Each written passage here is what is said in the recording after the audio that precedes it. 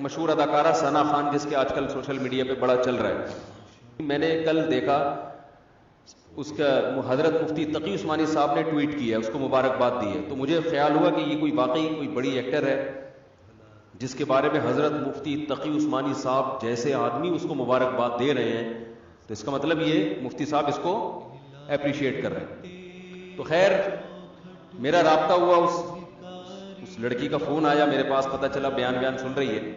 میں نے یہ اس کی اجازت سے آپ کے سامنے شیئر کر رہا ہوں. یہ جو میں بات ابھی کر رہا ہوں اس کی پرمیشن سے. اس نے کہا کہ آپ بتائیں لوگوں کو کہ میں نے آپ کو کال کر کے اپنی کارگزاری سنائی ہے، اور مقصد اس کا بھی صرف حوصلہ افزائی ہے. تو اس نے مجھے بتایا کہ پہلی بات تو یہ کہ میرے اوپر قطعاً کسی قسم کا کوئی دباؤ نہیں ہے جس کی بیس پہ میں توبہ کر کے بالی ووڈ کو میں نے چھوڑا ہے. اس نے بتایا کہ پہلی بات مجھ پہ کوئی کسی قسم کا دباؤ نہیں ہے، کیونکہ اس پہ الزامات لگ رہے ہیں، مولویوں نے الو بنایا، مولویوں نے بیوقوف بنایا، یہ کیا وہ کیا. پہلی دفعہ تو بیچاری کا مجھ سے رابطہ ہوا ہے، ٹھیک ہے نا. اور اس نے بتایا کہ مجھ پہ کسی قسم کا کوئی دباؤ نہیں ہے، اور میں نے جو بالی ووڈ کو چھوڑا تو مجھے بالی ووڈ میں جا کے اندازہ ہوا کہ یہ کام ٹھیک، بولو بھائی، اس میں عزت ہے، شہرت ہے، لیکن غلط طریقے سے عزت اور غلط طریقے سے دولت. عزت شہرت اور دولت جو دو چیزیں ہوتی ہیں نا، انسان دنیا کی ڈیفینیشن کیا ہے؟ پیسہ ملے اور عزت ملے، یہی ہے نا. ارے جب ہم کہتے ہیں اللہ نے فلاں کو بڑا نوازا ہے، ہندو کہتے ہیں بھگوان نے فلاں کو بہت نوازا ہے، تو کیا مطلب؟ بھگوان نے فلاں کو عزت بھی بہت دی ہے اور پیسہ بھی. تو بالی ووڈ میں یہ دو چیزیں ہول سیل کے حساب سے ہے کہ نہیں ہے؟ شہرت بھی اور روکڑا بھی.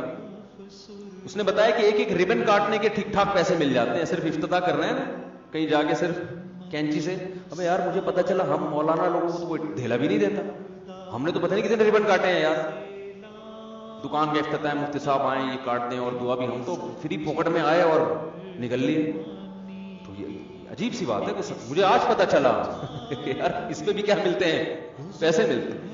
پھر میں اس لیے نہیں کہہ رہا پیسے دینا شروع کر دیں، کم از کم مولویوں کی قدر تو کر لیں یار، سمجھ رہے ہو؟ کچھ قدر تو کر لیں، فری پھوکٹ میں اتنے کام کر رہی ہے تو اس نے بتایا کہ ایک ریبن کاٹنے کے اتنے پیسے، ان افتتاح کر کے بھی فلاں ایکٹریسز آئی ہیں اور ماشاءاللہ ہمارے ہاں. تو اس نے کہا میں عمرہ کرنے گئی انہی پیسوں سے، لیکن میرے دل میں خلش تھی کہ میں اللہ کے گھر بھی حلال پیسوں سے نہیں آئی. ایک عالم کی بات یاد آئی کہ ہیرا ہے نا، ہیرا وہ کیچڑ میں پڑا ہوا ہو پھر بھی وہ ہوتا کیا ہے؟ ہیرا. تو یہ جو کلمہ ہے نا، کلمہ لا الہ الا اللہ، ایمان، یہ بڑی زبردست چنگاری ہے. مسلمان کو احساس ہوتا ہے کہ غلط کیا ہے، غلط. غیر مسلم میں بسا اوقات احساس ہی نہیں ہوتا،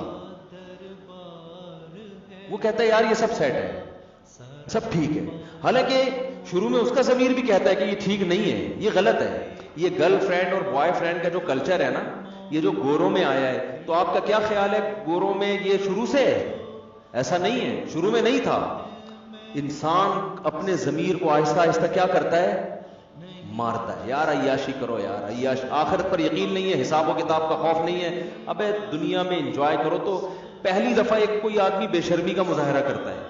جیسے لوط علیہ السلام کی جو قوم تھی نا، اس میں لڑکوں سے بدفعلی کی جو بیماری آئی تو یہ ایک دم سے تھوڑی آ گئی. جیسے کرونا کا ایک مریض دنیا میں پیدا ہوا نا، اس کے بعد پھیلتا چلا گیا. جب تک وہ پہلا مریض نہیں تھا تو کرونا، یہ جو کووڈ-19 ہے، اس سے کوئی واقف بھی نہیں تھا.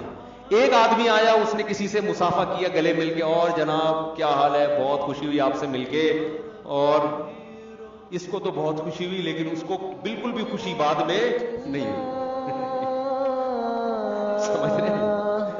لا تقنطوا من رحمت اللہ